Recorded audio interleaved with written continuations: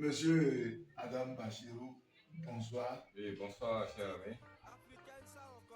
Aujourd'hui, à Parakou, tout le monde attend parler de Adam Bachirou.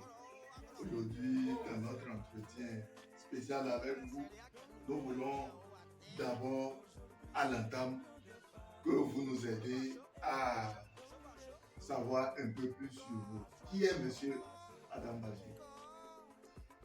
Je crois que je vous remercie infiniment, M. Naro, infiniment que Dieu et les mains de nos ancêtres nous bénissent infiniment. Parce que ce que vous me demandez aujourd'hui, des gens bien portants qui disent qui sont complets dans la vie, ne l'ont jamais fait. Mais vous, en tant qu'handicapé visuel, vous avez osé me poser cette question, ce qui me va vraiment droit au cœur. Et que vraiment cette dynamique soit entretenue pour que vivre par rapport le Bénin, etc. Je dirais que Adam Bachirou, je suis né le 21 octobre 72 par rapport. Et je crois que je suis natif de Savin. Je suis natif de Savin. Et je crois que je vais commencer la veille citoyenne, ça fait sous le président Mathieu Théo. Parce que le président Mouniaï vient de pouvoir, suivi à partir du mandat, suivi maintenant le président Patrice Talon. Justement, pour ceux qui ne le savent pas peut-être et qui doivent nous suivre actuellement très nombreux hors de Parakou, il faut rappeler au passage, comme vous le dites, vous êtes effectivement faisait d'opinion, ce que nous appelons communément grogneur à Parakou ici, il y a de cela très très longtemps.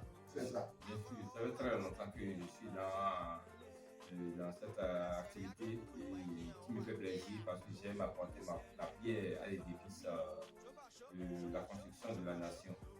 Parce que, qu'on le veuille ou non, chacun a son mot à dire. Et j'aime le faire, je le fais avec beaucoup de plaisir. Et même malgré mes fonctions de candidature que je fais, je n'ai jamais laissé tomber la veille citoyenne. Justement, M. Alain Bachirou, avant de revenir à votre activité, qu'est-ce qui vous a justement poussé à vous mettre dans la gloire? Bon, ce qui m'a poussé à laisser la veille citoyenne, c'est d'abord l'injustice. L'injustice de beaucoup, surtout les pauvres, la couche pauvre, qui n'a personne à qui se confier et on les martyrise sans qu'ils aient un mot à dire. Et mais il fallait quand même que nous puissions aussi le ton à certains niveaux, à la presse, à certains niveaux, pour que les autorités à divers niveaux puissent être informées de ce qui se passe, ce que certaines personnes vivent dans le pays, ce que certains quartiers vivent dans leur commune, qu'on puisse trouver des solutions. Je crois que depuis que j'ai commencé, on a commencé par le faire de manière banale. Et ça nous a conduit à nous mettre après ensemble dans une association appelée Amicale des faiseurs de Pinel de Parakou. Depuis 2011, on s'est mis ensemble, on a eu des bureaux ici. Moi, je fais partie, bien sûr. Je crois que c'est cette volonté de dire ce qui est, de dire ce que je pense aux autorités qui m'a poussé à le faire. Mais je vous avoue que c'est difficile parce que à des moments donnés, et quand vous voyez la vérité et vous voulez le dire, vous faites beaucoup d'ennemis. Mais il faut avoir beaucoup de courage de continuer. De continuer parce que depuis que j'ai commencé la veille citoyenne, je ne veux pas que j'ai bénéficié de quelque chose, mais je suis fier quand même de moi-même. Je suis fier de moi-même parce que quand je vais quelque part et que quelqu'un attend Adam Bachirou, le regard qu'on porte sur moi est différent des autres. Je crois que c'est le fait que l'injustice l'ont fait vivre beaucoup de personnes m'a poussé à aller vers la veille citoyenne, qui m'a aidé la vraie. Donc voilà, Monsieur Adam Bachirou, une question très discrète parce que vous savez, depuis un certain temps, pour qui a Parakou et sur les broyes, effectivement, attends, monsieur Adam Bachirou, mais est-ce que ça ne veut pas dire, comme certaines personnes le disent, voilà, ils sont à la solde des politiciens. C'est une question très discrète, comme je le disais. Oui, c'est vrai, ce que vous dites, beaucoup de personnes quand vous venez de le souligner pensent cela. Mais je crois que beaucoup ont cherché à vérifier. Ils ont été édifiés de savoir que je ne suis à la sorte de personne. Parce que si moi, dans ma chirurgie, je vais être à la sorte des politiciens, Soboni Yahi, je ne serai plus dictateur, je vais gagner ma vie. Je serai là à dire des choses pour supporter. Dire des choses qui sont contraires à la vérité. Mais j'ai insisté, persisté. Et je crois que pour ceux qui me connaissent à Parakou, vous savez, le projet Transport humain de Parakou, par exemple, Soubou Yahi, la traversée de confinement, on en a fait un combat Soubou Yahi. Ça a fait même qu'à un moment donné, le président Yahi donnait des informations, c'est fâché, mais qu'est-ce que veulent ces enfants? Je leur ai dit que le projet est déjà financé, bouclé au niveau de la BAD, la Banque africaine de développement, et la BOAD. Mais pourquoi ils insistent? Donc, on a dit non, monsieur le président, on ne peut que vous lancer le projet. Un point, un trait. Parce qu'on a eu trop de mots à Parakou. Et je crois que le jour qu'on a lancé ce projet-là, au niveau du carrefour de la mairie de Parakou, à côté du marché africain, ça a été une joie immense pour nous, pour qu'on ait lancé ce projet, même si après son départ, ça traînait un peu, mais finalement, je crois que le projet s'est concrétisé. On a pu réaliser cette pouvoir. Donc ça veut dire que je suis à la sorte de personne. Et j'ai vraiment donné, grâce aux formations que nous avons eu à bénéficier, nous avons quand même eu, nous avons appris à chercher l'information. C'est capital. On peut, sans se rapprocher des politiques, avoir l'information qu'on veut. Grâce au portable, en allant sur Google, à chercher l'information que l'on veut. À un moment donné, je sors des informations qui sont vraiment où les gens se demandent mais qui me donne cette information. Mais quand ils vérifient après, ils pensent que je n'ai pas besoin que quelqu'un me donne cette information. Mais justement, là où vous me prenez la pêche, parce que ça me pousse à vous poser la question de savoir, mais s'il arrive que discrètement, les politiciens se rapprochent de vous pour des yeux doux et consorts. Parce que les questions que nous posons, c'est les questions de monsieur tout le monde. Bien sûr, bien sûr. Si vous dites ça, c'est pas faux. Il est arrivé que on a eu à rencontrer des hommes politiques, qui sont de Parakou et du Bénin en général, pour des dossiers qu'on nous demande de défendre, par exemple, pour le bien-être, soit de la carrière ou bien de la vie et du Bénin en général. Moi, j'ai ce principe. Quand je ne crois pas à quelque chose, je ne m'y engage pas. S'ils viennent, même ça me donne quelque chose, s'ils voient que c'est la vérité, qu'ils défendent pour le bien des populations, je crois que je m'y engage sans rien demander en retour. Mais malheureusement, je vous l'avoue, c'est là où ma grande déception dans ce que nous faisons. Parce que si ce que je fais était à Cotonou, avec nos frères, on a beau les insulter, hein, nos frères du Sud, moi il s'est cru à ce niveau. Mais à vous, malgré tout ce que nous faisons, les gens se moquent pas mal de ce que nous faisons. Ils ne cherchent même pas à nous aider. Ils attendent que nous allons quémander même quasiment avant de nous aider. Alors que ce qui ne doit pas être. On devrait pouvoir nous aider quand même à vivre parce que nous faisons un travail de veille citoyenne. La veille citoyenne, c'est volontairement que nous le faisons. Donc c'est vrai qu'on n'a pas besoin d'être payé à la fin du mois, mais de temps en temps quand même. Si on me le donne, je ne sais pas qui me demander. Si quelqu'un me donne quelque chose, je dis, ah Adam, tiens, merci pour ce que tu fais.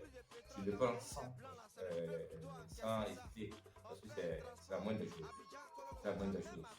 Parce que ce que nous faisons, nous mettons des crédits, nous photocopions les informations que nous découvrons sur le net pour avoir les preuves palpables de ce que nous faisons. Et pour le faire, il faut bien de l'argent. À un moment donné, avec mes mecs sous l'ordinateur, c'est difficile. Donc, quand quelqu'un vient vers moi, personnellement, donc si je veux m'aider, moi je n'hésite pas à prendre. Mais pas pour me dire ce que je ne veux pas. Ça là, pas c'est impossible. Donc, monsieur Adam Bachirou, c'est pratiquement, comme on le disait, une question de monsieur tout le monde. On se dit, aujourd'hui, monsieur Adam Bachirou, bon, les politiciens sont derrière eux. Bon, mais là, voilà, où à chaque fois qu'on vient vous voir, on vous voit travailler dur, comme vous nous le disiez tantôt, vous avez votre activité, vous êtes toujours au boulot. Mais parlez-nous exactement de votre métier de vulgarisateur. Oui, je crois que avant d'aller à mon métier de vulgarisateur, j'avoue que j'ai été passionné par la veille citoyenne grâce à Joanne Gomez, sur RFI. Depuis des années, des dizaines d'années, je suis sur RFI. Je crois que j'ai été passionné par sa manière de faire cette émission qui m'a poussé à aller vers ce genre de la bonne information. Maintenant, pour parler de mon métier de vulgarisateur, je crois que je l'ai appris pratiquement parce que j'étais en classe de CM2, je venais d'avoir mon CEP et je devais aller en 6e. Quand j'ai un oncle qui était malade et il avait dans son temps le ver de Guinée, le mal de ver de Guinée, c'était un ravage au Bénin. C'est comme ça que les parents m'ont enlevé de l'école pour aller l'aider dans son atelier. C'est comme ça que j'ai laissé dans mes études pour devenir apprenti vulgarisateur et avec le peu que j'ai pu apprendre de lui, c'est avec ça que je vis aujourd'hui. Mais justement, comme on le pose, comme la question qu'on se pose au niveau de tous les métiers, pratiquement, je suis tenté de vous poser cette question-là. Est-ce qu'un vulgarisateur de nos jours peut vivre de son métier? Oui, bien sûr, un vulgarisateur peut vivre de son métier, surtout s'il a tous les matériels qu'il faut pour travailler.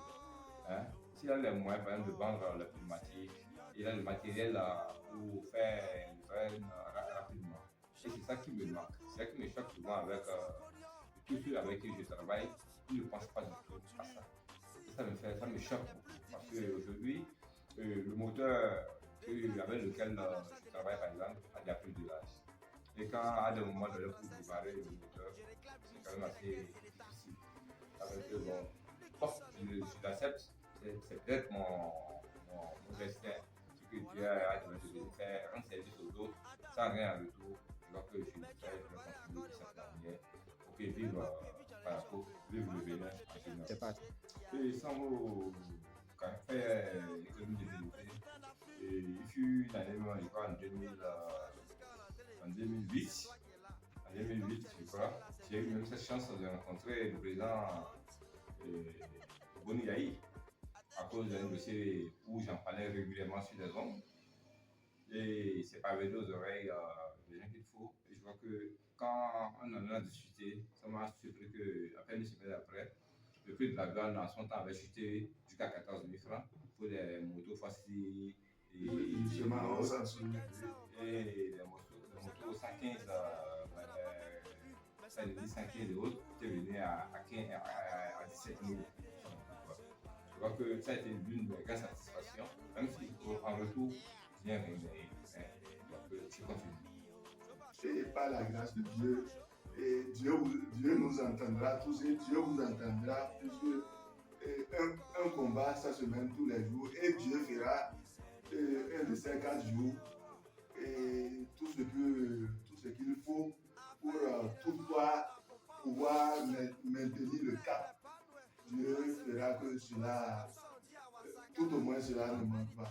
Au moins on remarque cette détermination à votre niveau, que ce soit au niveau de l'activité, quand on vient chez vous, et ou soit encore au niveau de la veille citoyenne, on remarque que vous ne baissez pratiquement pas les bras.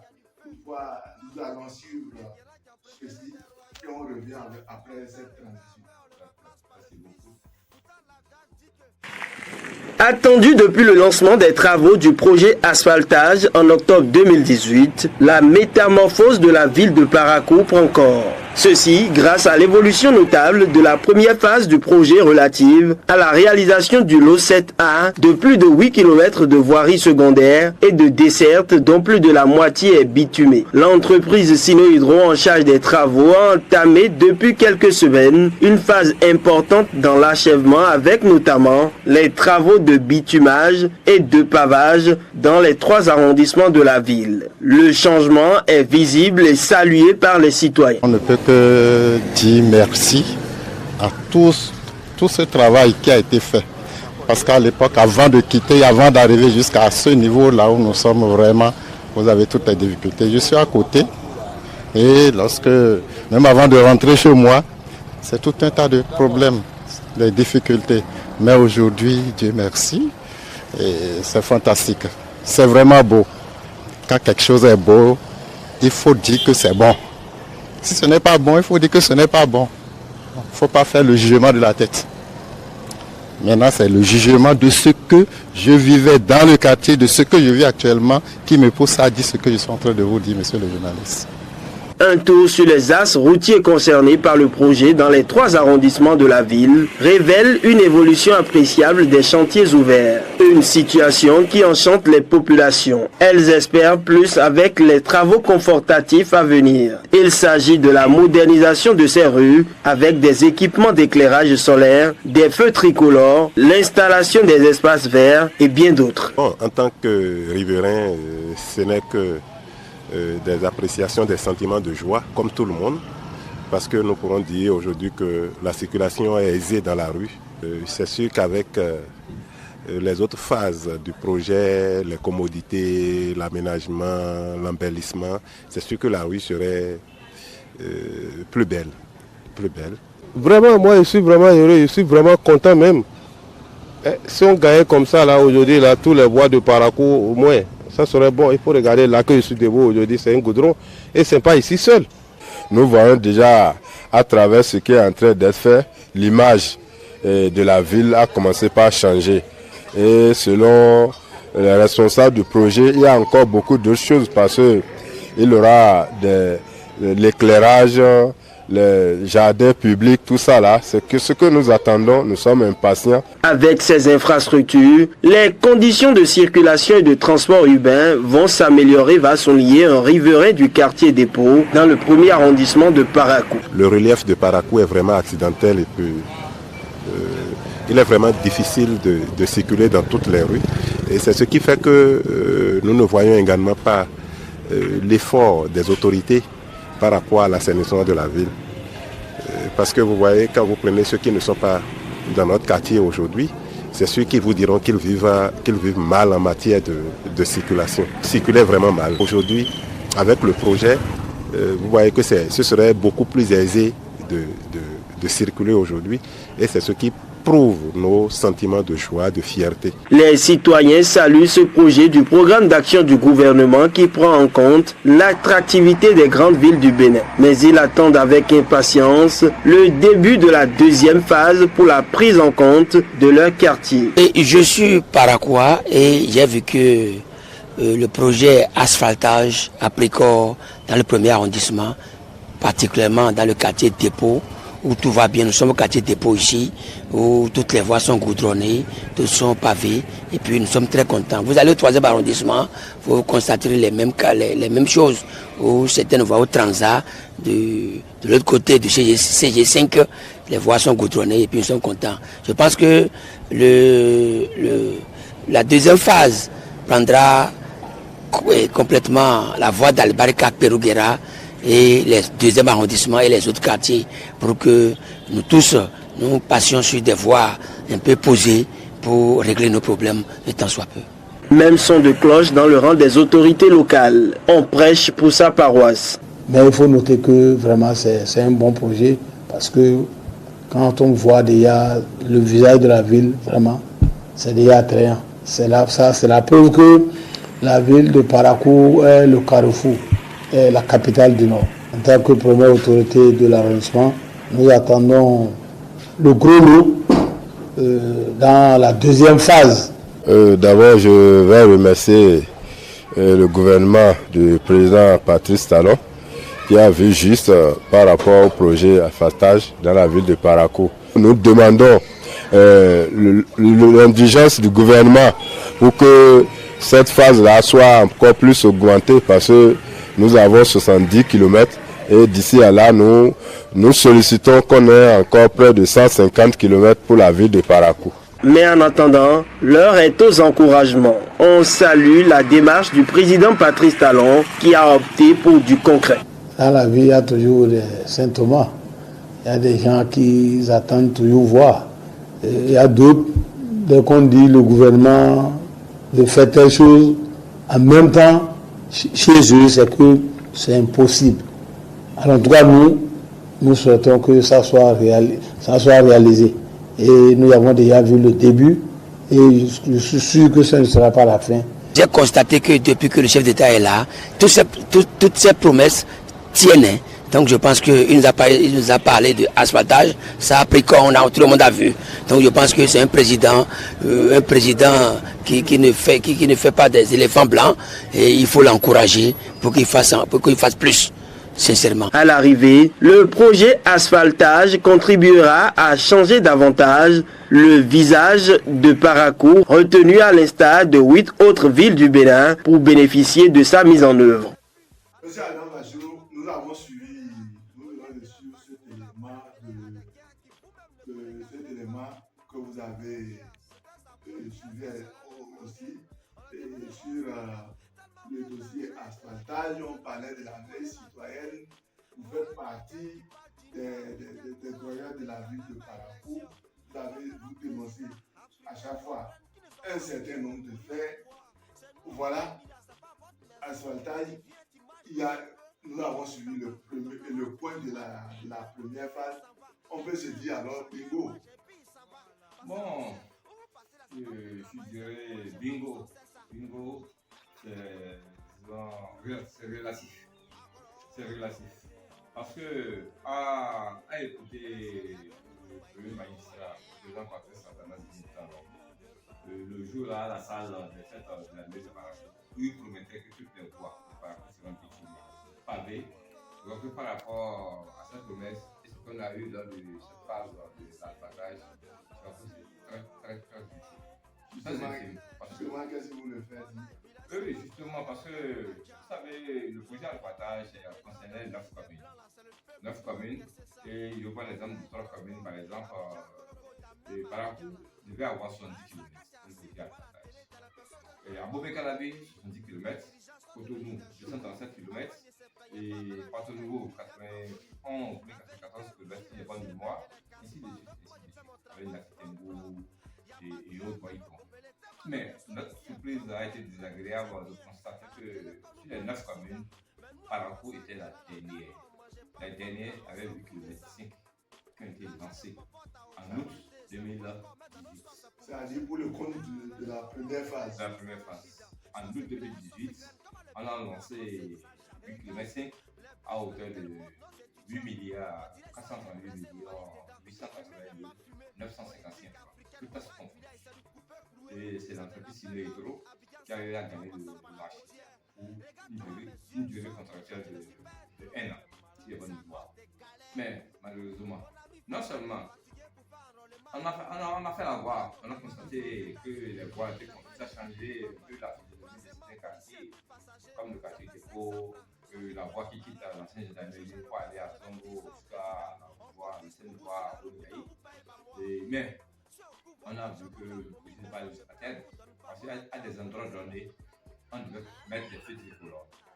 Les feux tricolores sont censés sécuriser la circulation sur ces voies modernes en pleine agglomération. Mais malheureusement, on n'a pas mis ces feux. Et là où on devait mettre les deux dames, comme au niveau du marché Zongo par exemple, on ne l'a pas fait. On devait toujours crier, mais on ne l'a pas fait. On a dit non de patienter jusqu'à la seconde phase. À la seconde phase, Parakou aura beaucoup plus de ça. On a patienté, et n'oublie pas l'aspect que lors du projet de transport urbain de Parakou, à part la traversée de contournement, Parakou devait avoir 10 km de voies supplémentaires. 10 km de voies supplémentaires, plus les 70 km, on prend 10, 80 km à Parakou. Mais quand tu Sur 80 km, on veut lancer 8 km. Mais à la fin des travaux, de nos informations, de nous tous, les plus fiables, on est allé à environ 11 km. Parce que la zone du camp militaire a été prise en compte pour aller vers la gendarmerie et la Sainte-Gendarmerie. Et la zone qui va vers le cabinet Gibril à Bundaou et vers le Bacon, ça a été pris en compte. Et quand on met tout cela, on décidait de voir un prévu qui se sont ajoutés au 8 km 5 et qu'on fait la sommation, nous sommes allés à environ 11 km. Maintenant, on nous a demandé de patienter pour que lors de la phase 2, nous puissions en voir beaucoup plus. On a patienté, jusqu'à ce qu'en mai 2024, on vienne lancer finalement ce projet. Phase 2, projet Al-Fatah à Paracou. Mais ça a été une surprise désagréable pour moi, personnellement. Je m'attendais de nous être passé ce que nous avons comme information. On nous parlait de 34 à 40 km pour la phase 2. Ensuite, c'était subdivisé en 3. 1, 2 et 3. On a d'ailleurs la phase 1. La phase 2 va être entre 34 et 40 km. Mais au lancement, à la salle des fêtes de la mairie de Paracou le jour-là, le maire Chabi Ziné, nous salue, et devant la population, a parlé de 9 km 6 qu'on devait réaliser à Paracou. Et qui prend en compte le quartier Banikani et autres, la voie Papini, ainsi de suite, ainsi de suite. Mais, quelques temps après, lors d'une visite du ministre conseiller Garamassi, sur le terrain, pour voir la réalité des travaux, lui nous parle de 14 km. Donc, on s'est posé la question, mais entre les deux autorités, qui dit finalement la vérité? Qui dit la vérité par rapport au nombre de métrages que nous parlons? Surtout que là, nous sommes déçus. Je vous ai dit tantôt que Aboumé Kalavi a eu environ 70 km. Par rapport à 70 km, plus 10 km de projet et de transfert de barrage. Mais de l'autre information, lors de la première phase, où Paracou à quelques villes à statut particulier, avait 8 km 5, en Aboumé Kalavi a aussi 31 km, à hauteur de 31 milliards. Lors de la seconde phase de nos informations, Aboumé Kalavi a environ à 44 km plus de 6 km projet PAPVS. C'est un projet d'assainissement pluvial des villes secondaires qui prend en impact les bas-fonds pour pouvoir canaliser l'eau et diriger cette eau-là vers le Para. Jusqu'à aujourd'hui, Paracou n'a pas encore connu l'installation de cette phase.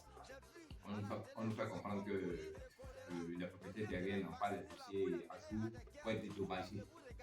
Sans le dédommagement exigé par le financier du projet, il n'est pas question de toucher à une parcelle africaine. Et ça bloque le projet à ce niveau. Mais le projet qui a été lancé, je crois que ça avance lentement, mais inexorablement, parce que comme vous allez au niveau de la fin basée Zongo, nous avons Papini qui va vers le quartier Yamaouyon de Parou. Je crois que c'est quand même une voie qui sera initiée à Parou. C'est une toute voie en deux fois deux qui est en train d'être construite. Comme la voie qui passe devant le commissariat Banikani, qui sera aussi en deux voies. Je crois que c'est une initiative, mais c'est le nombre de kilomètres que nous avons obtenu qui nous fait mal. Mal parce que lentement, mais inexorablement, le président Patrice Talon va vers la fin. Et nous aurions aimé quand même que ce soit du Made in Patrice Talon dans ses projets Al-Fatah qu'il a lancé à Paracou. Recevoir moins de 30 km sur environ 80, je vois que c'est très très infime. Alors que de l'autre côté à Calavi, quand on fait la sommation, ils sont environ 75 km sur 70. Pourquoi cette différence? Que font nos autorités pour mettre le lobbying pour que Paracou puisse avoir beaucoup plus de kilométrage et que les projets puissent avancer? Quand on connaît beaucoup de projets dans Paracou, ça va pouvoir s'accélérer. Et quand nous parlons, on fait croire que nous exagérons. Mais je crois que non, nous n'exagérons pas. C'est ça la veille citoyenne. Il faut quand même un peu de lobbying pour booster certains travaux, pour les faire avancer. Et nous sommes dans cette dynamique-là. Et je vais espérer que de 14 km 300 ou 19 km 26, on passe on doit des rajouts sur ce projet-là pour avoir beaucoup plus que ça. Parce que c'est très peu pour moi, à quelques mois de la fin du mandat du président Patrice Talon. Nous avons le projet asphaltage. Aujourd'hui, avec ce projet, on le veuille ou pas, la ville de Parakou se retrouve d'une manière ou d'une autre. Aujourd'hui, ce projet, à travers vos explications, le nombre de kilomètres, le nombre de kilométrages atteint n'est pas encore ça. Mais avec l'existant, on peut toutefois se contenter de l'existant. Bon, je crois que quand je vous remercie, et vous savez, quand vous avez un homme comme Patrice Talon, qui est un grand développeur, qui aime le luxe, qui aime les belles infrastructures, il faut exiger le maximum et l'avoir sous lui. C'est ce que nous demandons. Parce que quand vous allez aujourd'hui à Cotonou, entre Cotonou et Parakou, il y a une grande différence. C'est vrai qu'on va considérer tout n'est pas comparable, d'accord, mais aujourd'hui, pour celui qui a fait 10 ans sans aller à Cotonou, quand il va aujourd'hui, il verra qu'il y a une grande différence. Mais Parakou, je vous parle de 237 km. Mais Parakou, on doit parler de 70, on a moins de 30 km. Moins de 30 km. Alors qu'à part ces projets-là, on n'a pas d'autres projets dans la ville de Parakou.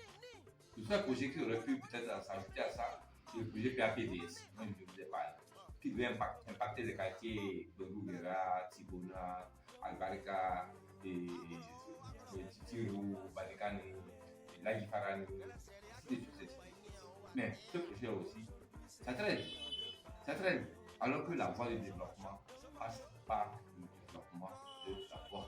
Mieux, on ne mange pas la voie, mais la voie fait manger. C'était pour citer le président Patrice Talon. Tu vois que moi j'aurais aimé quand même. Que la réalisation de cette grande voie peut avoir un impact économique sur le développement local. Bien sûr, il n'y a rien à dire. Ça aura forcément. Mais quand vous passez aujourd'hui au niveau de local, à Zongo, après l'asphaltage, mais tous les abords des bois sont en train d'être touchés. Les gens qui avaient des parcelles vides, vierges, là, ont construit des boutiques.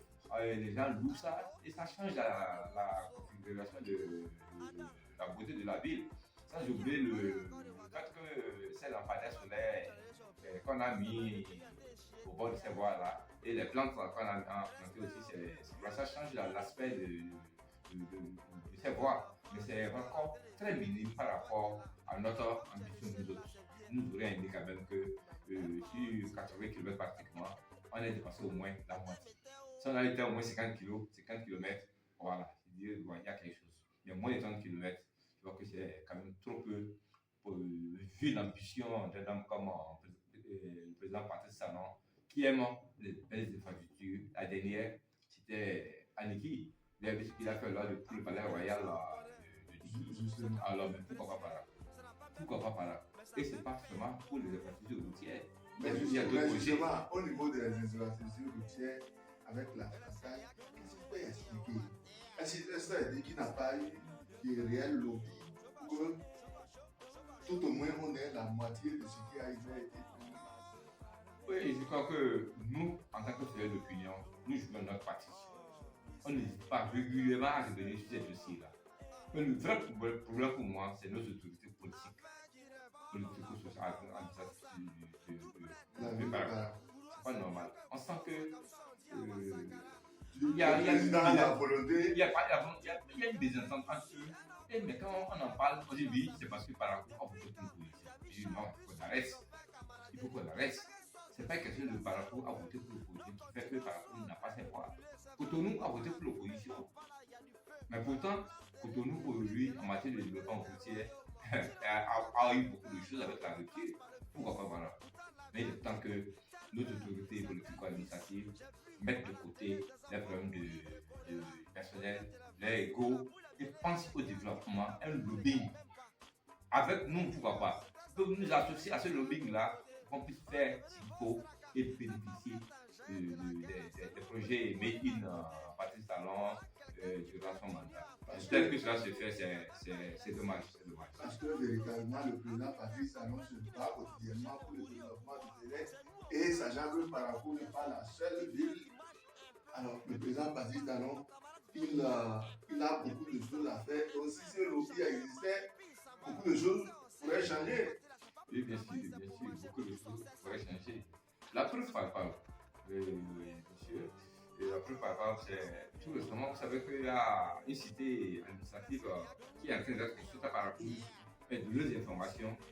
Dans les autres départements, c'est beaucoup plus grand, beaucoup plus espacieux que Parakou. Mais pourquoi est-ce que Parakou est petit? On dit non, Parakou est petit parce que on construit en fonction du domaine fourni au concepteur du projet, du domaine existant. Vous imaginez comment on peut dire que Parakou, ville à statut particulier, poumon du Nord, puisse recevoir quelque chose d'aussi minuscule, alors qu'on aurait pu avoir beaucoup plus grand. Justement, M. Adam Bachirou, nous allons revenir à la cité administrative. Mais au moment où on parlait de la centrale, vous avez parlé de ce qu'on a appelé ici le projet de transport urbain de Parakou.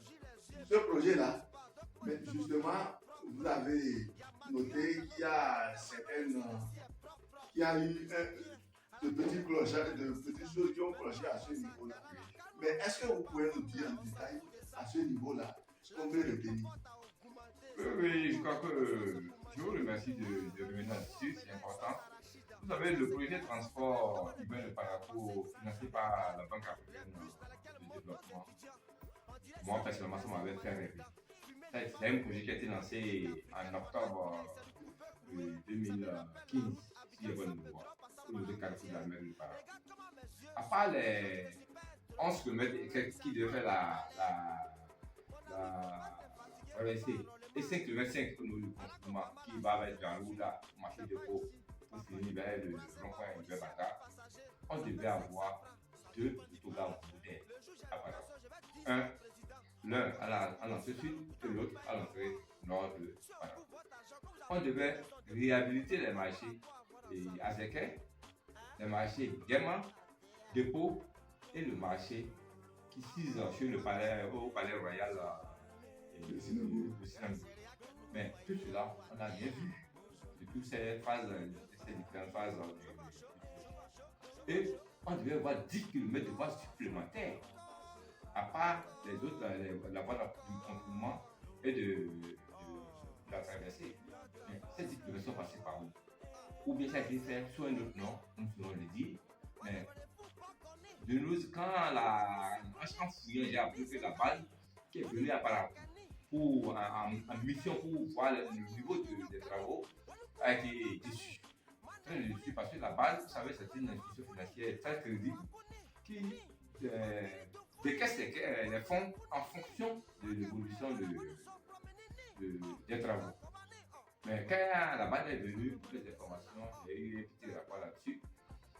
J'ai appris qu'il serait vraiment très déçu parce que les autres phases du projet n'ont pas bougé comme il faut. C'est tous des éléments qu'on a appris que le marché Azekè a été touché d'un soit peu.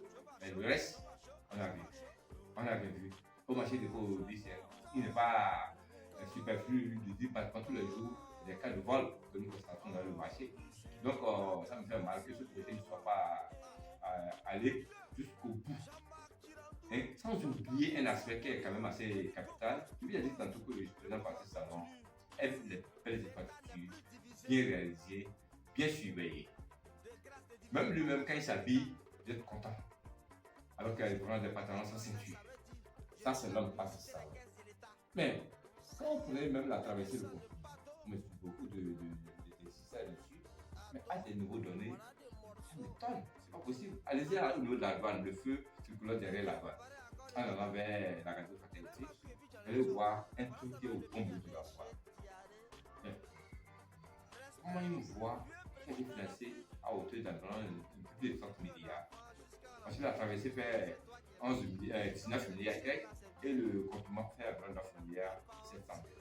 Les deux mis ensemble, on va dans l'ordre de 30 milliards 400.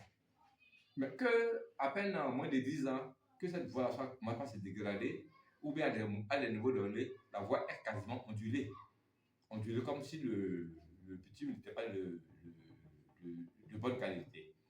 À un moment donné, justement à ce niveau, est-ce qu'il faut parler de la faille de l'autre de contrôle ou soit le suivi au niveau administratif qui n'a pas suivi? Comment ça peut s'expliquer? bon, là, moi, j'accuse souvent surtout le bureau de contrôle, SIRA, qui a suivi ce projet-là. Moi, je n'arrive pas à m'expliquer ça qu'avec ces grands techniciens campus nous avons au Bénin. Qu'ils observent quand même, qui observaient avec le qu'on a laissé faire. C'est comme si on a laissé faire. Même au niveau du marché d'éco, par exemple, là, mais il vous dit, j'ai été surpris à Gavin un jour, quand je suis arrivé là, les Chinois avaient déjà mis le petit. Mais le bureau de contrôle a dit de tout enlever et de creuser encore à cause du souffle. Le souffle qui quittait l'océan, parce que ça avait dégradé la voie. Ils ont creusé encore sérieusement avant de mettre le petit.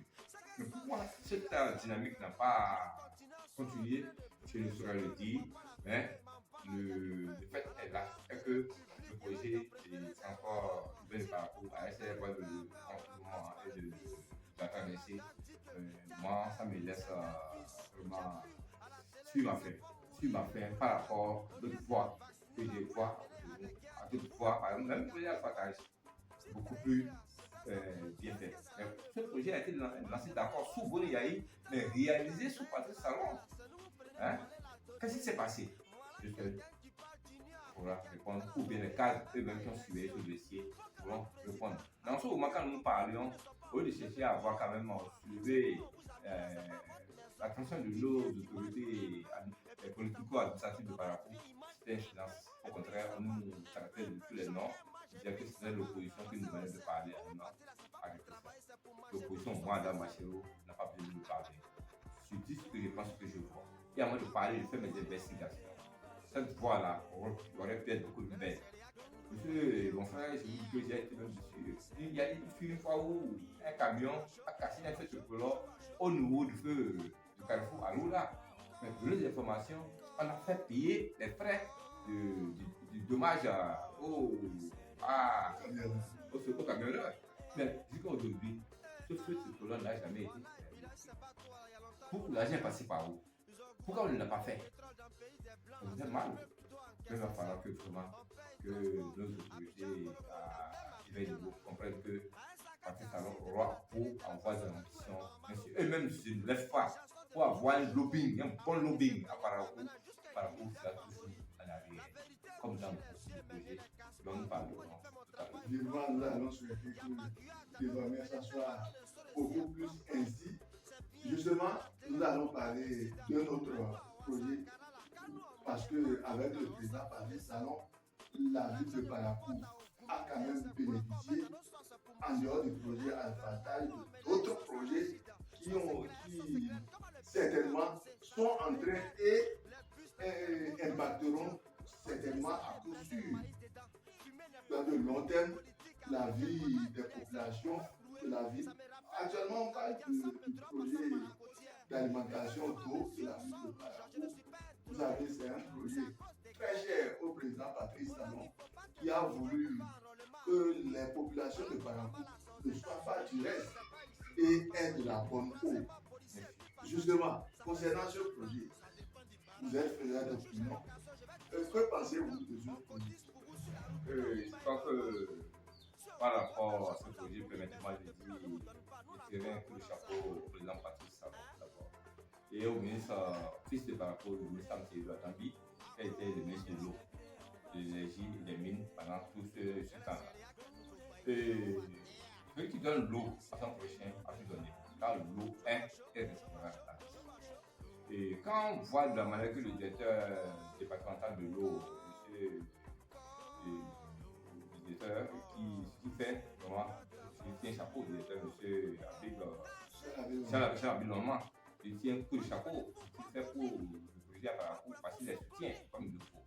Mais ce qui a été bizarre, ce projet dont vous parlez a été lancé d'abord en février 2022 sur 610 km.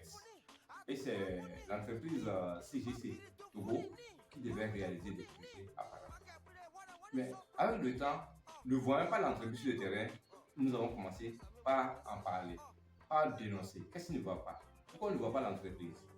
il a fallu attendre le 12 juillet 2023 pour qu'en Conseil des ministres, on revoie encore le projet. Le 610 km d'extension de l'eau à Parakou, on est revenu à 383,2 km. Qu'est-ce qui peut expliquer Avec ça? ce qui peut expliquer ça, à 383,2 km, avec pour raison qu'on devait construire un château d'eau entre Passa et Sika. Parce que eux autres sont dans le milieu, l'autre vient de Lopara, ils n'ont pas de l'eau propre. Il fallait construire un château d'eau là. Il fallait construire aussi une usine d'alimentation, de traitement d'eau de 4 mètres cubes heure d'eau dans la zone. Je reviens par le projet pour le château, on parle de 200 mètres cubes qu'on devait construire pour dans cette zone-là. Mais jusqu'à aujourd'hui, l'entreprise qui agit vraiment positivement dans Parakou est en train de faire du très beau travail. Beaucoup de quartiers ont été impactés. Et que ça aurait pu, on aurait pu mieux faire. Je vais parler de 610 km. Et après, on est revenu à 383. Sachez qu'en ce moment, il y a 227 km qui ont été mis de côté. Vous imaginez? Donc, si on comprend bien, vous êtes en train de dire il y a une volonté politique pour donner de l'eau aux populations de Parakou.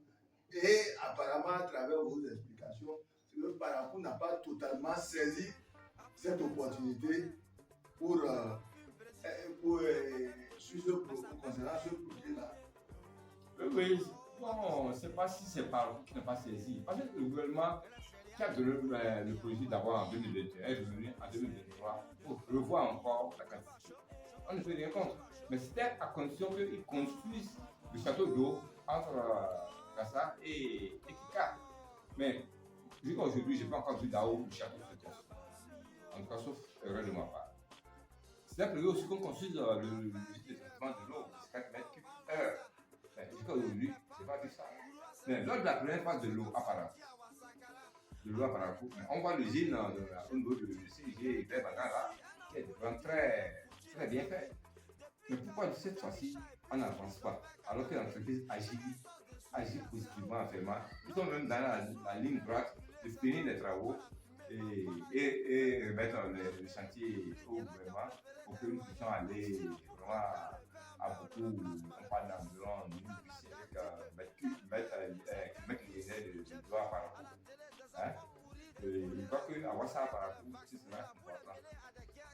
Donc nous saluons cette volonté du gouvernement de donner de l'eau à Parakou, ce qui est un peu la goutte d'eau qui m'a déçu personnellement au moment où c'est devenu de l'eau qui est la vie, l'eau qui est du social.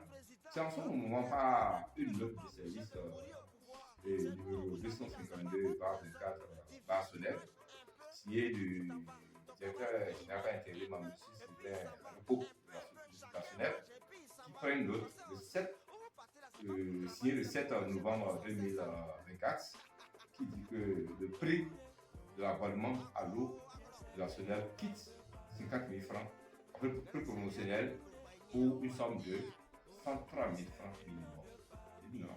Pratiquement un peu plus du double. Oui, bien sûr, un peu plus du double. Oui, mais attention, je ne va pas.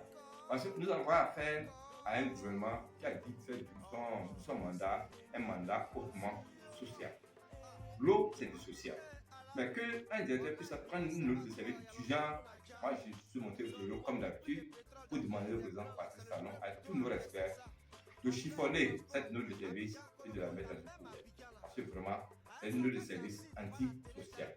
Parce qu'il fallait au contraire, quand on met l'eau, vous imaginez environ 400 km, tous sont en train de faire. Si on parle de 383, on est allé finalement vers 400 km de ressources.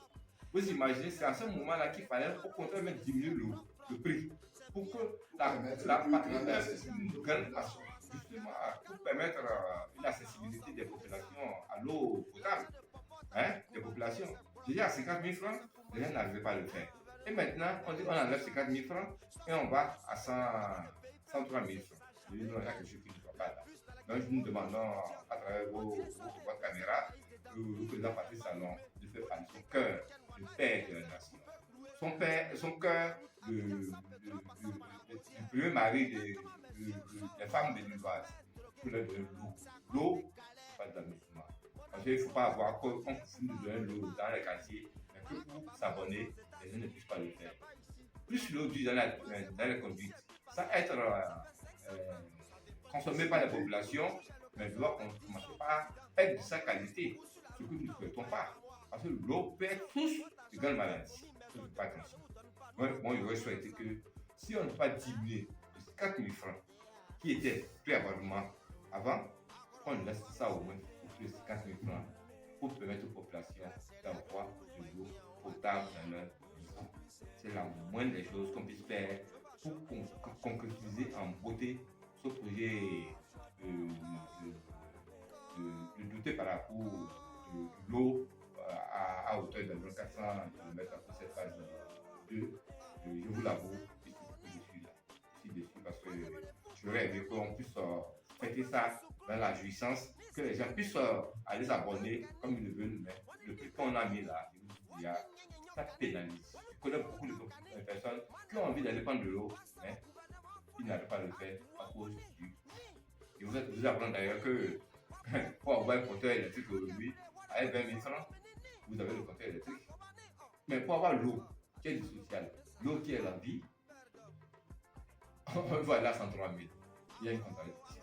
Nous nous demandons au président Patrice Talon, car on ne fait pas de son cœur, de trouver une solution à titre exceptionnel pour mettre la plus promotion puisse réunir encore et permettre à une bonne partie des populations de bénéficier de ce projet qui est en train d'être concrétisé par l'entreprise Agile que je salue une fois de plus. Qu'à travers cet entretien, une fois encore que les bonnes oreilles écoutent tout ce qui est en train d'être dit par ici. Pour continuer, nous allons sur ceci. Si le gouvernement a vraiment eu l'idée de lancer la construction d'un nouveau stade à Parakou, je crois que c'est vraiment une très bonne idée parce que c'était vraiment nos souhaits, nos attentes. On attendait à avoir un nouveau stade parce que ce stade que nous avons, ce n'est plus un terrain confortable. Et nous n'avons plus de gazon comme ça sur ça. On se débrouille juste pour se défendre lors des jeux. Jusque le terrain n'est pas, c'est un seul terrain. D'abord, si nous avons plusieurs matchs, si nous avons par exemple 4 matchs dans la journée, nous devons respecter les heures qui sont prévues pour ne pas rentrer dans les heures des autres matchs. Et d'abord, quand nous montons sur le terrain, nous rencontrons des difficultés. Il y a des trous, il n'y a plus de gazon et ça glisse. Surtout en tant que je suis gardienne au niveau des poteaux, il n'y a plus, c'est rien que des trous. Quand tu fais moins d'erreurs, tu vas glisser, tomber, ils vont dire que le gardien a mal fait. Or, c'est le terrain qui n'est plus en forme. Alors, ce que j'ai à dire, c'est très bon, mais j'aurais souhaité que ça soit et que ça vienne en pression, qu'ils prennent vraiment l'idée avec pression pour que ça puisse faire. Oui, et si nous avons un nouveau stade, nous avons des opportunités, il y a des équipes qui vont nous assister, qui vont venir jouer avec nous ici à Parakou. Avec grande joie, je crois que c'est une grande joie, et c'est quand même une bonne nouvelle, parce que vous avez vu, on n'a que le seul. À Parakou ici, nous avons un seul stade que près de 10 à 20 équipes utilisent chaque jour. Donc, la construction d'un nouveau stade, je crois que c'est la bienvenue. Ça ne nous permet pas de bien jouer. Vous voyez, Parakou, c'est une grande ville. Et puis, comme je l'ai dit tout à l'heure, il y a près de 20 équipes. C'est-à-dire, quand on prend, il y a 2 équipes de première division, je dirais. Il y a des équipes amateurs, il y a des équipes de Ligue 3, il y a les femmes, il y a tout, il y a les enfants, il y a les académies, tout ça là, et nous tous nous utilisons ça. C'est le seul terrain que nous utilisons à Parakou. Et vous allez voir, au niveau professionnel que nous sommes, vous n'avez pas souvent le temps de pouvoir bien travailler parce que vous travaillez 1h, 1h30 et d'autres équipes viennent et récupérer le terrain pour travailler aussi 1h30. Donc ça ne nous permet pas véritablement de travailler. Et si on peut avoir ce terrain-là, ça me ferait plaisir. Oui, j'allais venir là, hein, parce qu'il y a quand même un bon nombre d'années où on nous a annoncé la construction d'un nouveau stade. Et on a espéré, les gens sont venus faire les études. Et ils partent, ils ne reviennent plus. Mais bon, je crois quand même à ce gouvernement, je crois au président. C'est un homme de parole. Lorsqu'il dit, il fait. Et je crois que c'est le moment est venu maintenant pour qu'on ait quand même ce terrain. Bon, si on peut avoir un stade de type international, c'est bon. Parce que, vous voyez, pourquoi pas l'équipe nationale ne peut pas venir recevoir ces matchs ici. Nous sommes béninois, comme les autres. Et puis, dans le nord, excusez-moi le terme, et les gens aiment plus le football qu'au sud là-bas. Donc, si l'équipe nationale peut recevoir ces matchs ici à Parakou, vous verrez le nombre, vous verrez le public, vous verrez les supporters derrière eux. Donc si on peut avoir un terrain de type international, je crois que c'est une bonne chose. Là, selon moi, c'est une bonne nouvelle. C'est une bonne nouvelle car Parakou, c'est une grande ville. C'est une grande ville. On en a besoin des stades. Et comme vous le constatez, il y a souvent, on veut bien travailler, mais comme on a le seul stade, le temps ne nous suffit pas pour qu'on travaille bien. Donc, étant donné que le gouvernement a annoncé la nouvelle, franchement, moi je suis très content. Non, le stade, je peux dire que le stade n'est plus en forme, car même en jouant avec les ballons, ça fait des rebonds, ça nous empêche de bien jouer. Et je peux dire que le stade aussi, c'est une vieille stade, et puis le stade, c'est fatigué, en gros. Non, moi, avec le gouvernement d'actuel, moi, j'ai la foi. J'ai la foi car le gouvernement, quand il promet, il le fait. Quand il promet de faire les infrastructures, il le fait. Et je suis sûr que le gouvernement, il fera le stade.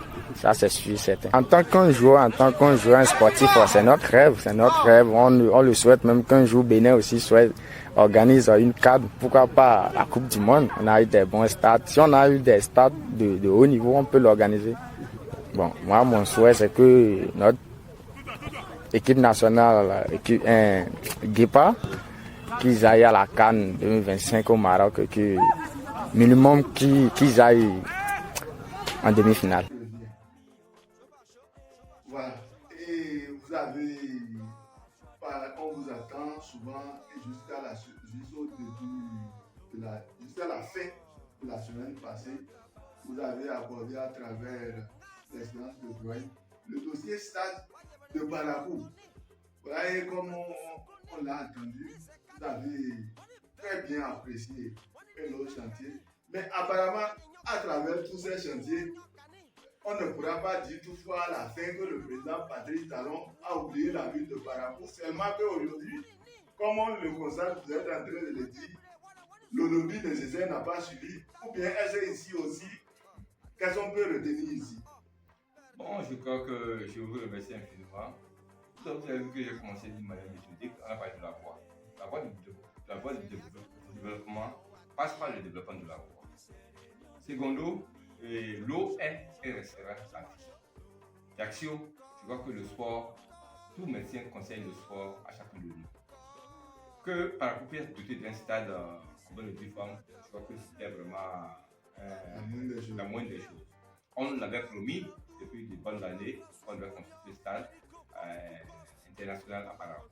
Mais mieux, après on a fait comprendre que c'était deux stades qui devaient être construits à Parakou. L'un international au niveau de Béhéro, à côté des logements sociaux là-bas.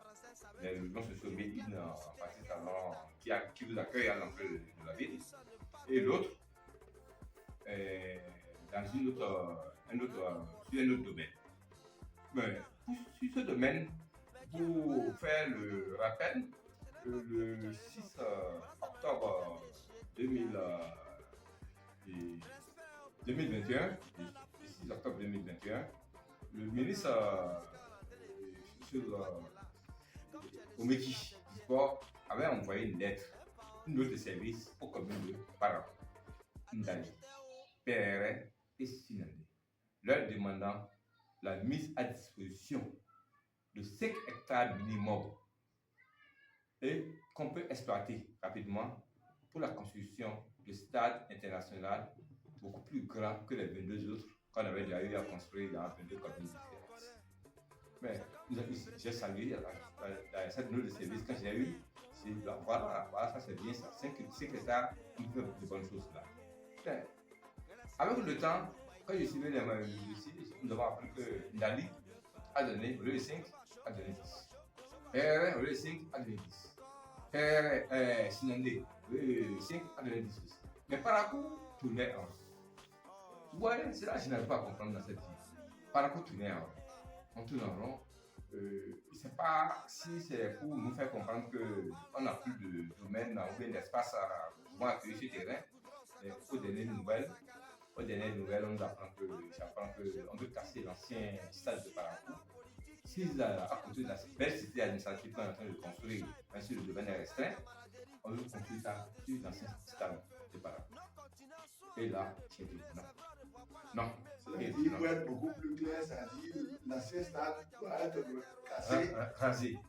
On casse l'ancien stade, on va essayer d'agrandir ça derrière la tribune qui sont construites là, et on va essayer d'agrandir un peu le stade. Mais la différence qu'on ne comprend pas, est-ce que ce stade fait 5 hectares, comme l'a demandé le ministre qui a son. Mieux, le stade qu'on veut construire, on parle d'un stade omnisport.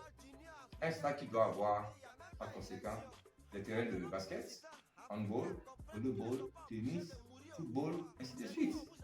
Vous pensez que sur le terrain que vous voyez là, à Parakou, qu'on peut construire tout cela là, que ce soit vraiment dans des conditions bien adaptées? Je peux dire non, je ne crois pas. Tout je demande au président parti ça une fois de plus, c'est qu'il aime du chic. Il aime les bonnes choses. De ne pas le laisser construire ce terrain à cet endroit précis.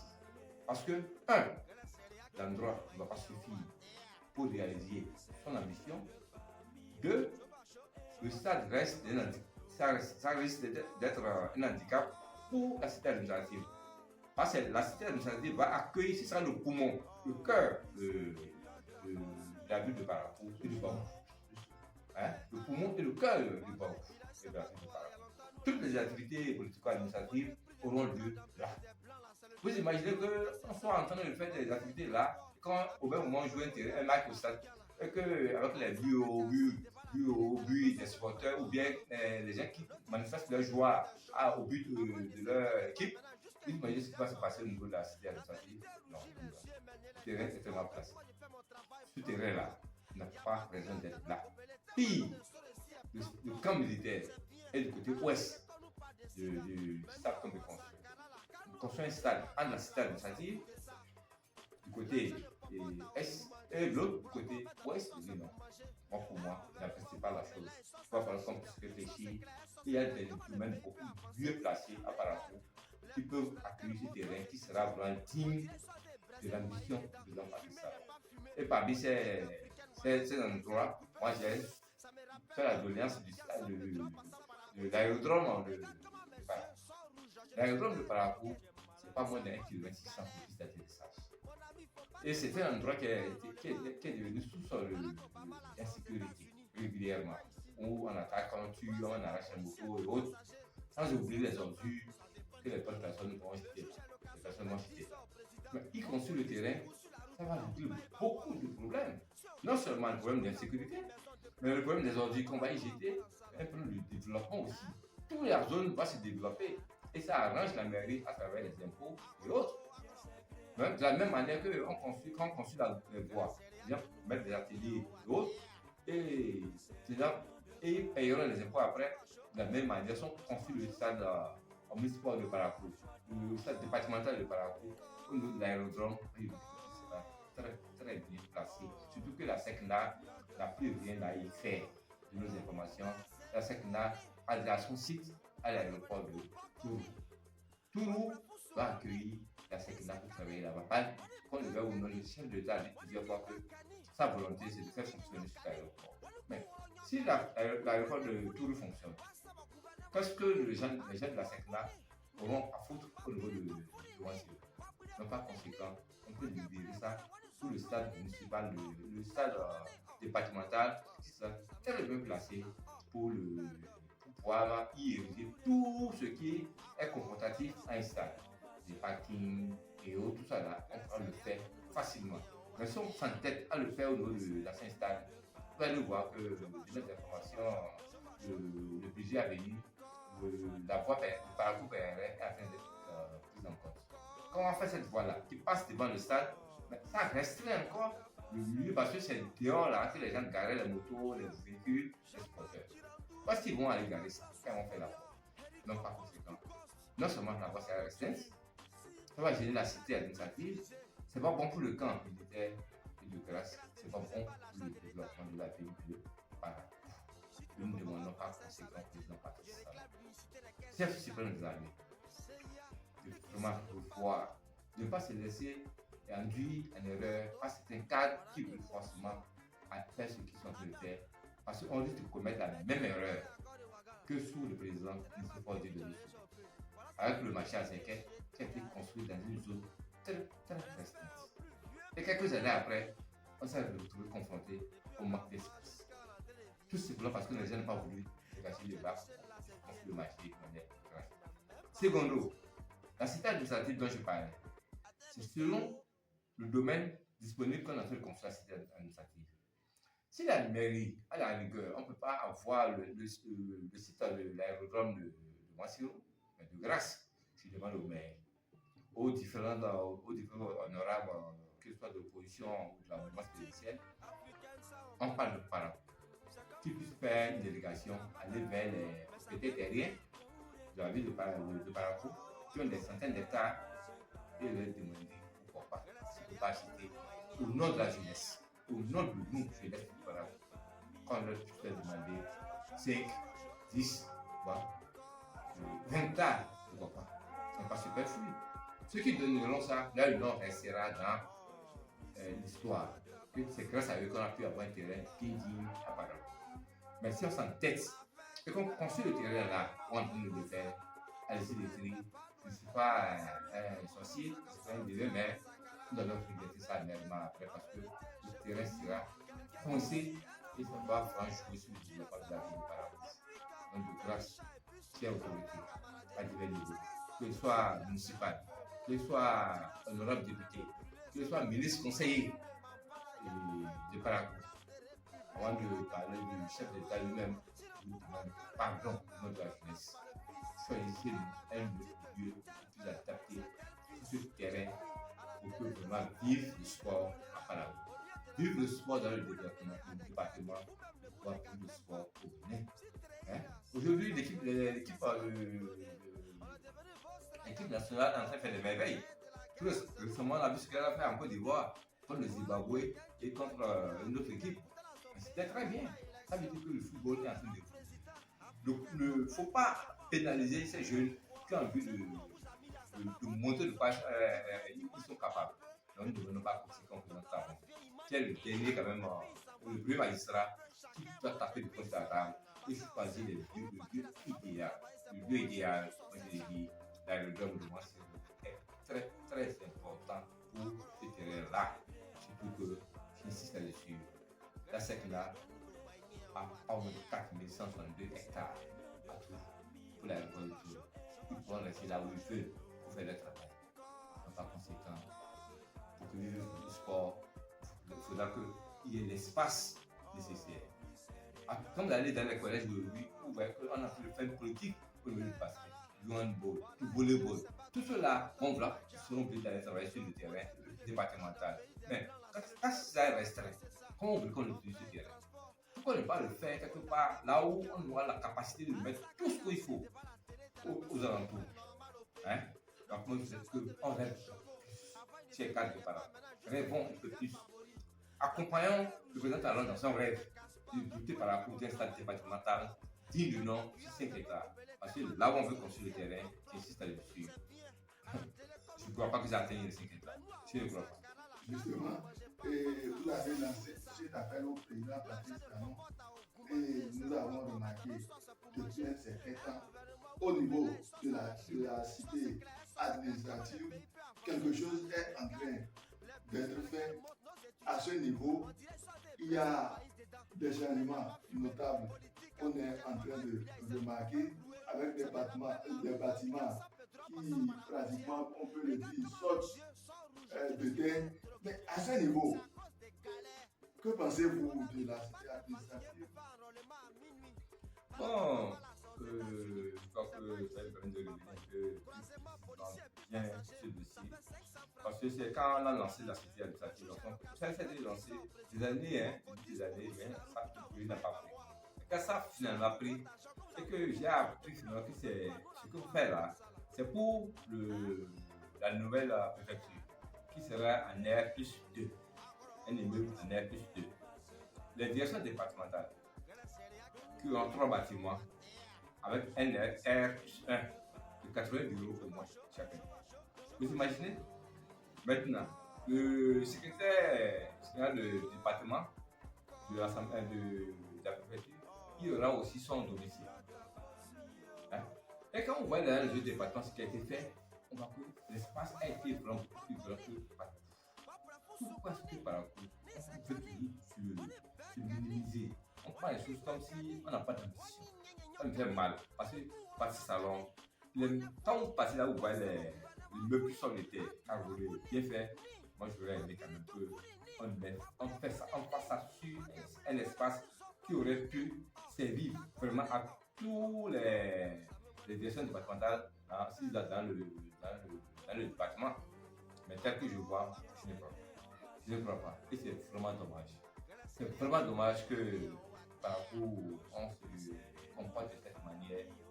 Parce qu'apprendre que la société administrative, j'aurais aimé quand même qu'on ait un peu plus d'ambition dans le département.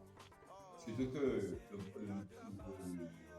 le département de Barou, avec la commune de Kaoro, qui est la plus vaste commune au Bénin, quand même, on ne doit pas en manque de terre pour construire quelque chose de vraiment sérieux, de bien, qui pourra accueillir toutes les directions qu'il faut à Parakou. Et même prévenir sur le long terme. Faire comme on m'excusait nos frères catholiques, ouais, quand ils veulent faire quelque chose quelque part, ils prennent la place là en fonction de dizaines d'années après. On ne pense pas à aujourd'hui seulement. On pense à après, à les enfants, le long terme. Est-ce qu'en prenant ce site-là de cette manière, est-ce que les gens pensaient?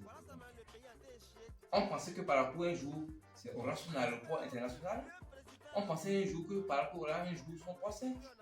Un jour, par rapport à le chemin de fer qui va passer et qui va changer encore la manière de voir les choses.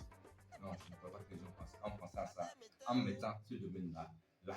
Parce que c'est restreint pour moi. C'est restreint. Autant le stade est restreint, autant le marché à Zégué est restreint, autant la cité administrative est restreinte. Parce que vraiment, ce n'est pas dans le genre. Quand j'ai appris à connaître le présentant dans mes investigations, c'est que c'est un homme qui aime le luxe, qui aime le beau, les belles infrastructures, bien fait. Vous savez, quand il était en équipe, ce qu'il avait à dire, il a remis en cause beaucoup de choses. Il a devant ça en France. Moi, je dirais qu'il fasse un tour à la cité administrative et c'est que les choses pourront bouger. Parce que les gens passent ça, non pas conséquent, je vous demande pardon au nom de la jeunesse, au nom de l'amour que nous avons pour ce pays, autant que nous sommes, trouver une solution pour s'en faire. Le stade ne doit pas rester là.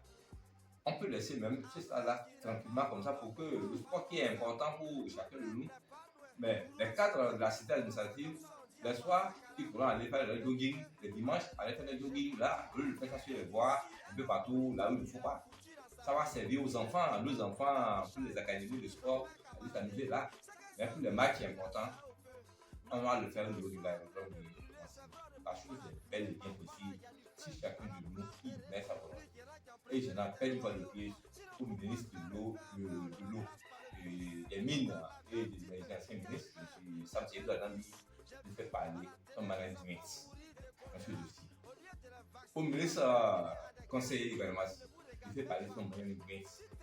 Aux élus municipaux, et sans oublier bien sûr les députés, que ce soit de la mouvance ou bien démocrate, Sareki Raoufou, et ainsi de suite, Mme Viviane Kama, et Mme Jacques Locor, et ainsi de suite. Que tout le monde soit ensemble. En quelque sorte, l'unité sacrée autour de tous ces projets-là. Voilà. Il faut qu'on soit unis pour ce qui nous unit pas. Hein? Et après, la politique se verra. La politique, ça vient, ça passera toujours. Mais Parakou demeurera. Ce qui nous unit, c'est Parakou. Parakou d'abord. Et pour que soit vraiment à la hauteur, à un moment donné, il faut que les gens fassent sérieux. Et s'il le faut, si nous associons, nous sommes prêts, nous, les frères d'opinion. On a un bureau, même si on n'a pas pu nous en faire enregistrer à cause des moyens, c'est l'un des défauts, c'est l'un des problèmes, ça par exemple. Pour enregistrer en mécal, il nous faut des moyens. Mais les gens ne sont pas prêts à cotiser, mais les gens aussi de l'autre côté ne sont pas prêts à nous aider. Et nous sommes là comme ça. Alors que ce que nous faisons, nous ne demandons pas un franc pour le faire. Hein? Nous ne demandons pas un franc pour le faire. Hein? D'une manière ou d'une autre, ça impacte la vie de Parakou, ce que nous disons à un moment donné. Hein? Plusieurs fois, il y a eu des dossiers que nous avons touchés. Mais ça a eu des impacts au national où on a pris ça en compte. Donc, de grâce à nous demandons à nos autorités de divers bords politiques de mettre les différentes politiques de côté et de penser à Parakou. Parakou n'est pas des moindres. Parakou, c'est la capitale de septentrion. Parakou doit pouvoir avoir des trucs dignes de nom. Dignes de nom pour que vraiment nous soyons fiers de demain. Parce que d'une manière ou d'une autre, l'histoire s'écrira. Elle est en train de s'écrire. Elle s'écrira pour chacun d'eux. Et donc, ce qu'ils auront fait aujourd'hui va les rattraper demain. Et je vous espère que ça va les rattraper positivement. Pour que vraiment les enfants, nos enfants, leurs enfants soient fiers. De dire, ah, en son temps, telle personne est passée par là, voilà ce qu'ils ont fait pour par là. Mais pour le moment, je vous avoue que, en tant que tel opinion, investigateur dans beaucoup de dossiers, je ne suis pas du tout satisfait. Je ne suis pas satisfait. Et comme il a vu, je dis, j'insiste là-dessus. Vous voyez l'exemple de frère catholique. Il veut prendre une parcelle pour faire un investissement. Il paye ça en fonction de dizaines d'années après. Mais nous, musulmans, par exemple, on ne sait pas le faire. Ou à Louda, par exemple, chez moi, à Zongo. Mais ce que les gens voulaient faire à Louda a rattrapé les concepteurs du projet. Parce qu'il n'y a pas eu le temps. Il n'y a pas eu suffisamment de place pour faire ce qu'ils avaient envie de faire. Hein? Il faut qu'on arrête ça. Il faut qu'on prenne un sujet, un dossier, on pense à l'avenir. Un stade, c'est pas de l'amusement.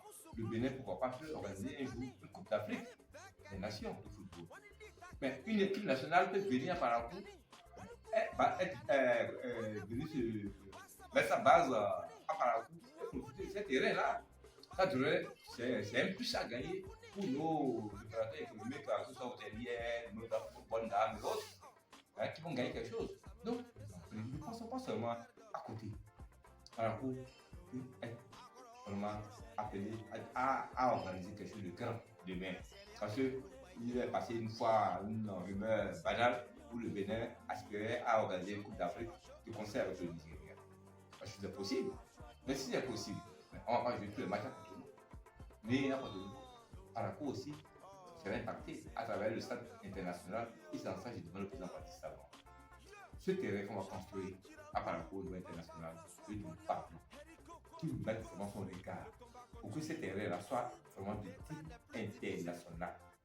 Parce que c'est dommage qu'on construise les choses souvent en voyant seulement à côté. Et je vous apprends par exemple que les 22 stades qu'on a construits dans 22 communes différentes, c'est de jolis terrains comme il y a à Niki, à Ouessé, et à Kandi, à Diouf, pardon, et autres. Mais quand on voit ces terrains, c'est très joli. Malheureusement, c'est le fait maintenant. Malheureusement, aucun de ces terrains ne pourra accueillir un match de Coupe d'Afrique club. Même les Buffs ou bien les Coton Sport ne peuvent jamais jouer un match de Coupe d'Afrique sur l'un de ces terrains. À quoi ça nous sert alors? Pourquoi, au lieu de construire 22 terrains dans 22 communes, ne pas avoir fait la politique qui ont coûté pas moins de 39 milliards de ressources? Pourquoi ne pas avoir fait la politique de construire 2 ou 3 terrains dignes de nom, qui seraient internationaux, gazonnés, au lieu de mettre du synthétique. Le synthétique aujourd'hui, c'est très à la course. Moi, je voudrais qu'on se les 2 terrains qu'on va construire par la cour, ce sont des terrains que demain, au lieu que les Buffs, s'ils sont qualifiés pour une Coupe d'Afrique, aillent jouer jusqu'à Cotonou, que les Buffs de Bordeaux puissent recevoir leur adversaire à Parakou, parce que le terrain est au nord. Et c'est comme ça aujourd'hui qu'il faut commencer. Mais si on ne continue pas à construire ça dans les coins restreints, la CAF ne va jamais accepter ce genre de désordre. Moi, j'appelle ça du désordre. Hein?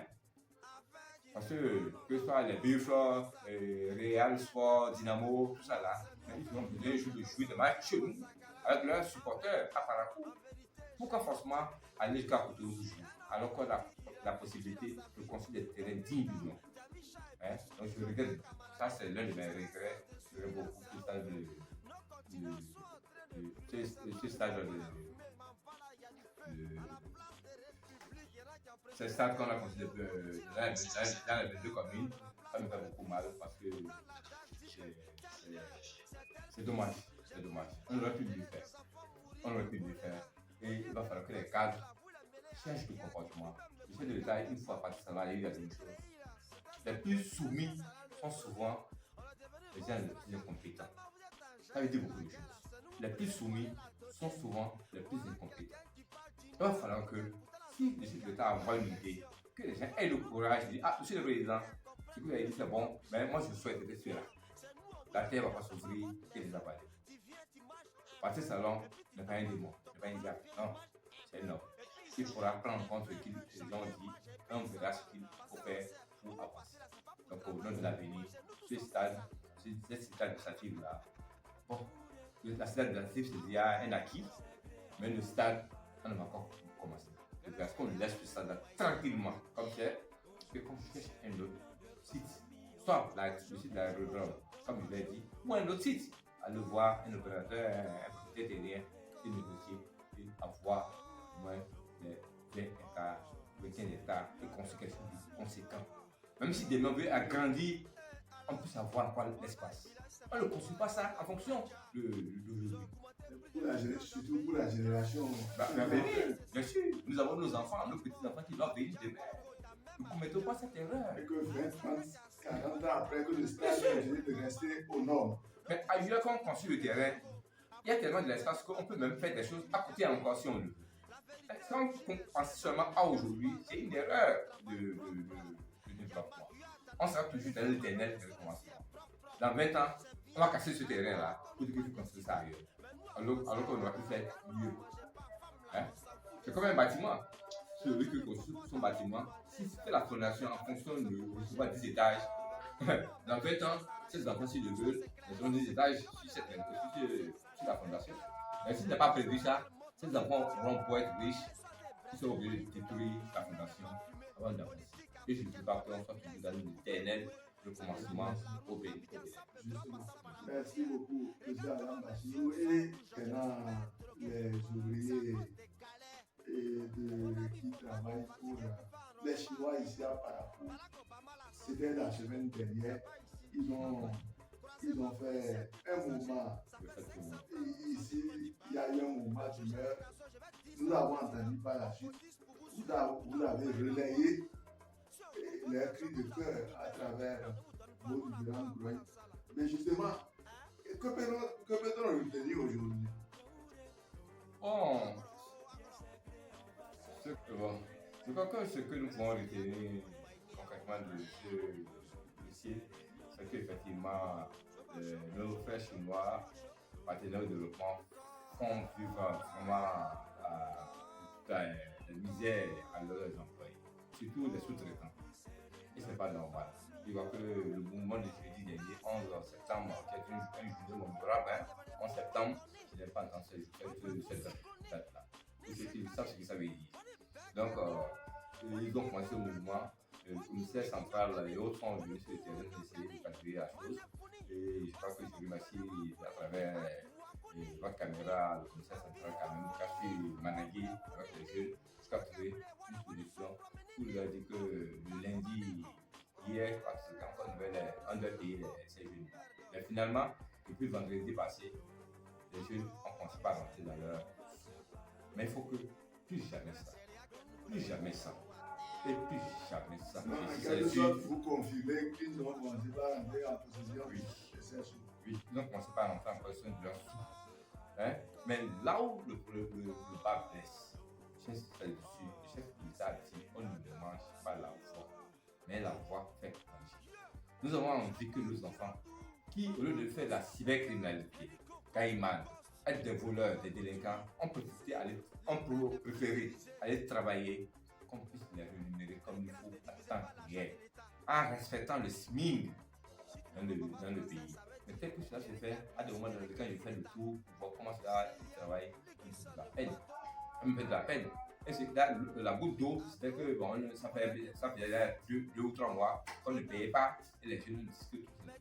Si on ne donne pas leur argent, ils s'arrêtent. Je vois que la solution a été trouvée. Il va falloir que le président Patrice Talon puisse, à travers ses conseillers, interpeller le bureau de contrôle bureau et son groupe, bien sûr, sans oublier de mettre l'ouvrage délégué qui est ça, pour que vraiment on puisse faire respecter le droit des ouvriers sur le terrain. C'est capital si on veut avoir des infrastructures dignes du nom. Je vous ai parlé tantôt des voies qui sont ondulées, dégradées déjà moins de 10 ans. Hein? Est-ce que vous savez par exemple qu'au niveau du rond-point à côté de la pharmacie Vitale, mais quand il pleut, mais c'est pas possible parce que l'eau est là. L'eau défie des populations. L'eau rentre dans les maisons, ça va rentrer dans la bande du soleil d'Afrique. Et ça tombe sur la voie asphaltage de Zongo là. Et là encore ça rentre dans les maisons des populations. Tout ça parce que le côté hygiène et sécurité et environnement n'a pas été pris comme il faut. Aujourd'hui, avec le projet asphaltage qui est en cours, ils avaient recruté 12 personnes pour le projet, pour ce facteur. Hein? Les 12, à un moment donné, les chemins disent non, que eux 12, ils ont besoin de 6. Ils vont en envoyer 6. Non, on a dit non, c'est pas possible. Mais de discussion en discussion, ils se sont entendus. Avec ce projet, avec ces populations qui travaillent actuellement, donc vous aurez souhaité que désormais ça se passe autrement. Ça doit se passer autrement. Il va falloir qu'au niveau assainissement environnemental, l'hygiène et la sécurité, qu'on laisse les gens faire le travail comme il faut pour éviter que l'eau défie les populations. L'eau, on le laisse avoir, on ne détourne pas l'eau. Ce qu'on a fait au niveau du carrefour, du rond-point de la pharmacie dont je parle là, c'est extrêmement grave. Il fut une année même, le directeur départemental est allé sur le terrain, mais qu'elle a constaté lui-même ce qui se passait, il était aigri. Quand on voit les voitures qui étaient carrément sur l'eau, l'eau rentrait dans les maisons un peu partout au niveau du carrefour, là, du rond-point. La même chose au niveau de Bénin-Cagus, là-bas de Zongo. Aujourd'hui, quand on est allé vers le premier pont qui a été construit sur là-bas de Papini et à Moyondo-Palo, mais le premier pont qui est en haut là, déjà nous voyons qu'il y a des malfaçons. On se demande, le bureau de contrôle est où? Le bureau de contrôle a un rôle important à jouer. Il doit s'imposer à l'entreprise chinoise pour que c'est ce qu'il faut qu'on nous fasse pour que d'ici quelques années, on n'ait pas encore besoin de venir casser et refaire. C'est ça une peine pour le recommencement. C'est ça vraiment une peine pour notre pays. Et je leur demande au président Talon d'avoir un œil vraiment vigilant pour qu'on traite bien nos enfants, surtout nos enfants qui veulent travailler pour vivre, eux ne pas les pousser vers la violence.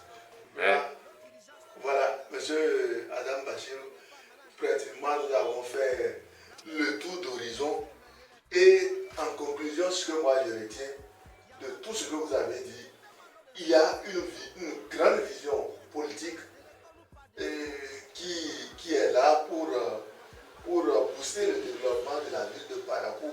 Mais ce que je retiens, comme je le dis, vous êtes en train de dire à la base, c'est que ça n'accompagne pas trop cette volonté politique qui vient d'en haut. Donc, à travers vos propos, nous aurons beaucoup espéré que dans l'avenir, beaucoup de choses changent pour un avenir radieux de la ville de Parakou et de ses populations. Actuellement, nous allons vous demander, si on doit conclure ce plateau, quel peut être votre mot de fin? Bon, je vous remercie infiniment pour cette opportunité que vous m'avez donnée pour parler en loin et en large sur certains dossiers sensibles de la ville, du Bénin en général. Mais on dit que c'est vrai que tant qu'il reste à faire, rien n'est fait. Mais tant qu'il reste à faire aussi, il y a quelque chose qui a été fait. Permettez-moi de remercier carrément le gouvernement. Et je crois que je suis à parcours aujourd'hui. De votre chambre ici, si vous voulez, on peut même avoir sa carte. Et ça certificat de nationalité. Grâce au ministère du numérique qui fait un travail formidable. L'état civil, un peu de tout. Services en ligne. Tout en ligne, là, ça permet aux populations quand même de... C'est vrai que tout le monde ne maîtrise pas l'outil informatique. Mais avant, quand nos enfants pour avoir le résultat au bac, au BPC, au CEP, c'était tout un cafouillage. Mais aujourd'hui, avec le portable, là chez vous, vous avez l'information pour votre enfant. Donc je crois que c'est un acquis. On ne peut que dire merci à Madame Souley Aurélie qui fait un travail très remarquable. Là, j'aurais aimé que les autres ministères puissent être dans cette dynamique-là pour que vraiment certains projets que nous avons eu à dénoncer ici soient conclus positivement. Parce que quand j'ai décrit l'eau, moi je ne pense pas que je suis contre, non. Mais l'eau c'est important. Le président a donné environ 400 km pour cette deuxième phase-là. La première phase, c'est pas mal de 300 et quelques kilomètres qui étaient passés déjà. Vous imaginez ce que nous avons à Parakou? Donc, de grâce, un véritable trésor. Un trésor que nous avons à Parakou. Donc, il essaie de faire. Mais il va falloir que nous-mêmes, à Parakou, nous puissions nous remettre en cause. On ne veut pas savoir qu'il est BR, UPR, on s'en fout de ça. Moi, encore Adam Bachirou, c'est comme ça que je vis ma vie. Et c'est comme ça que j'essaie de faire ma veille citoyenne. Si la vérité doit servir la commune, je m'y engage sans regarder derrière. Même si c'est mon parent qui est là, ça ne me regarde pas. Le plus important, c'est que vive Parakou, vive le Bénin, vive sa jeunesse à travers des infrastructures bien faites et non être dans la dynamique d'éternel recommencement. Parce que c'est mon ennemi qui est là, c'est telle personne qui est là. Non, le Bénin ne peut pas se développer comme ça. Et la continuité peut se faire avec même une autre partie future de l'opposition. Mais il faudra que ce soit dans un consensus national pour qu'on évite l'éternel recommencement. Et je tire un chapeau au président Talon pour cet effort à Parakou. Et je vous espérer qu'un jour, l'aéroport de Tours sera effectivement fonctionnel. Il a eu à le dire, son ministre Adam Bia a eu à le dire, dans 3 mois, l'aéroport sera fonctionnel, mais 3 mois ne sont jamais arrivés. J'espère qu'on trouvera une solution avant son départ pour que l'aéroport de Tours puisse servir la nation. Parce qu'avoir un aéroport au sud, un autre au nord, et voir la voie de Parakou, Kabor, qui va à l'Opara, il va vers le Nigeria, vers l'est du Nigeria, ce sera un trésor pour notre pays, pour le nord du Bénin en général. Si cette voie de Kabor est réalisée comme il le faut, ben, je vous dis que les gens pourront aller au Nigeria, revenir, et ça va booster l'économie locale et nationale à travers. Pourquoi pas? Bien sûr, le développement passe par le développement de la voie. Donc, je crois que nous allons au président Patrice Talon de nous écouter, d'avoir un œil attentif à nos doléances pour que surtout cette voie-là, Parakou, Kabor, et le pont sur l'Opara, c'est vrai que Boniaï aurait pu le faire. Il aurait pu le faire, mais il a banalisé la chose. Mais lui qui a cette force, qu'il le fasse pour donner une leçon à l'autre. Et je crois que c'est comme ça, je dirais. Il y a beaucoup de choses qui ont été faites, mais tant qu'il reste à faire, il faut que l'autre. Rien n'est fait, nous allons continuer à dénoncer ce qui reste à faire. Et je vous en prie, M. le Président, ne laissez pas ce stade être construit sur les débris de l'ancien. Ce serait une grosse erreur de management. On va regretter cela comme on regrette le marché à Séquin aujourd'hui. Ce n'est pas la peine. Donc, soyez sur le terrain qu'il faut, pour ce terrain. Voilà, merci beaucoup, M. Adam Bachirou, faiseur d'opinion ici à Parakou. Et on n'a pas incité sur ça, secrétaire général, je crois bien. Non, le trésorier général. Le trésorier général. Un trésorier qui n'a pas d'argent. Ça viendra. Un trésorier qui n'a pas d'argent parce que les gens n'aiment pas cotiser pour construire les associations. Les gens n'aiment pas cotiser. Voilà. Et ça bloque la BICAL à travers les documents qu'elles doivent avoir pour être vraiment en règle vis-à-vis. Voilà, ça viendra.